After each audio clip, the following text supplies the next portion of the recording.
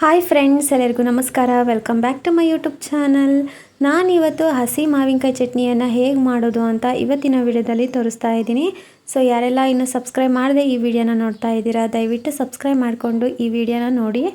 ಮೊದಲನೇದಾಗಿ ಹಸಿ ಮಾವಿನಕಾಯಿ ಚಟ್ನಿ ಮಾಡೋದಕ್ಕೆ ನಾನು ಒಂದು ಮಾವಿನಕಾಯಿಯನ್ನು ತುರಿದ್ಬಿಟ್ಟು ಇಟ್ಕೊಂಡಿದ್ದೀನಿ. ಈಗ ಗ್ಯಾಸ್ ಮೇಲೆ ಒಂದು ಬಾಣಲಿ ಇಟ್ಕೊಂಡು 1 ಕಪ್ಪಷ್ಟು ನಾನು ಶೇಂಗಾ ಬೀಜನ ಹಾಕಿಬಿಟ್ಟು ಹುರ್ಕೊಳ್ತಾ ಇದ್ದೀನಿ.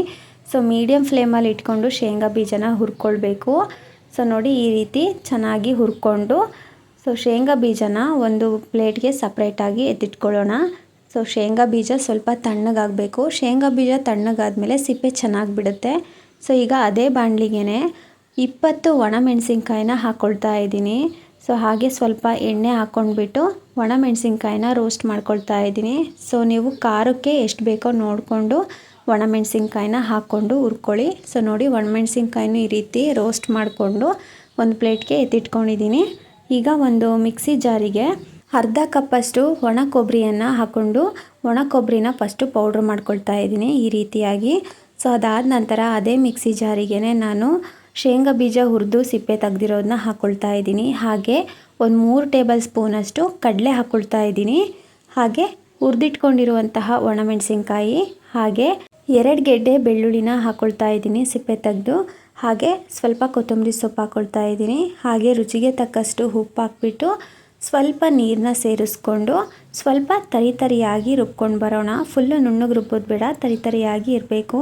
ನೋಡಿ, ಈ ರೀತಿ ಸ್ವಲ್ಪ ತರಿಯಾಗಿ ರುಬ್ಕೊಂಡಾದಮೇಲೆ ನಾನು ಮುಂಚೆನೇ ಹಸಿ ಮಾವಿನಕಾಯಿನ ತುರಿದ್ಬಿಟ್ಟು ಇಟ್ಕೊಂಡಿದ್ದೆ ಅಲ್ವಾ. ಸೊ ಇವಾಗ ಹಸಿ ಮಾವಿನಕಾಯಿನ ಹಾಕ್ಕೊಂಡ್ಬಿಟ್ಟು ಒಂದು ಸಲ ಮಿಕ್ಸಿನಲ್ಲಿ ಆನ್ ಆ್ಯಂಡ್ ಆಫ್ ಮಾಡಿದರೆ ಆಯಿತು. ಸೊ ಜಾಸ್ತಿ ನುಣ್ಣಗೆ ಮಾಡೋದಕ್ಕೆ ಹೋಗ್ಬಿಡಿ. ಮಾವಿನಕಾಯಿ ಹಾಕಿದ ಮೇಲೆ ನೋಡಿ, ಈ ರೀತಿಯಾಗಿ ರುಬ್ಕೊಂಡಿದ್ದೀನಿ. ಸೊ ನಾವು ತುರಿದಿರೋದ್ರಿಂದ ಹಾಗೆ ಹಾಕಿ ಮಿಕ್ಸ್ ಮಾಡಿದರೂ ಕೂಡ ನಡೆಯುತ್ತೆ.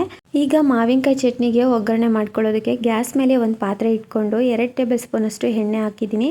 ಎಣ್ಣೆ ಬಿಸಿಯಾದ ನಂತರ ಸ್ವಲ್ಪ ಸಾಸಿವೆ ಹಾಕಿ, ಅದಾದ ನಂತರ ಸ್ವಲ್ಪ ಹಸಿ ಕರಿಬೇವು ಹಾಕಿಬಿಟ್ಟು ಒಗ್ಗರಣೆನ ರೆಡಿ ಮಾಡಿಕೊಂಡು ಸೊ ಮೀಡಿಯಮ್ ಫ್ಲೇಮಲ್ಲಿ ಗ್ಯಾಸ್ ಇಟ್ಕೊಂಡು ನಾವು ರುಬ್ಬಿಟ್ಕೊಂಡಿರುವಂತಹ ಮಾವಿನಕಾಯಿ ಚಟ್ನಿನ ಈ ಒಗ್ಗರಣೆಗೆ ಸೇರಿಸ್ಕೊಳ್ಳೋಣ. ಸೊ ಹಾಗೆ ಅದೇ ಮಿಕ್ಸಿ ಜಾರಿಗೇ ಸ್ವಲ್ಪ ನೀರನ್ನ ಸೇರಿಸ್ಕೊಂಡು ಹಾಕ್ಕೊಂಡು ಮತ್ತೆ ಮಿಕ್ಸ್ ಮಾಡಿಕೊಂಡು 1-2 ನಿಮಿಷ ಬೇಯಿಸ್ಕೊಳ್ಬೇಕು. ಸ್ವಲ್ಪ ಒಂದು ಕುದಿ ಬಂದರೆ ಸಾಕು, ಮಾವಿನಕಾಯಿ ಚಟ್ನಿ ಸೂಪರಾಗಿ ರೆಡಿಯಾಗುತ್ತೆ. ಸೊ ಈ ಮಾವಿನಕಾಯಿ ಚಟ್ನಿ ಜೊತೆಗೆ ಬಿಸಿ ಬಿಸಿ ಅನ್ನ ತುಂಬಾ ರುಚಿಯಾಗಿರುತ್ತೆ. ಹಾಗೆ ಮುದ್ದೆಗೂ ಕೂಡ ಊಟ ಮಾಡ್ಬೋದು. ಸೊ ನಿಮ್ಮೆಲ್ಲರಿಗೂ ಈ ಮಾವಿನಕಾಯಿ ಚಟ್ನಿ ರೆಸಿಪಿ ಇಷ್ಟ ಆಗಿದೆ ಅಂತ ಅಂದ್ಕೊಂಡಿದ್ದೀನಿ.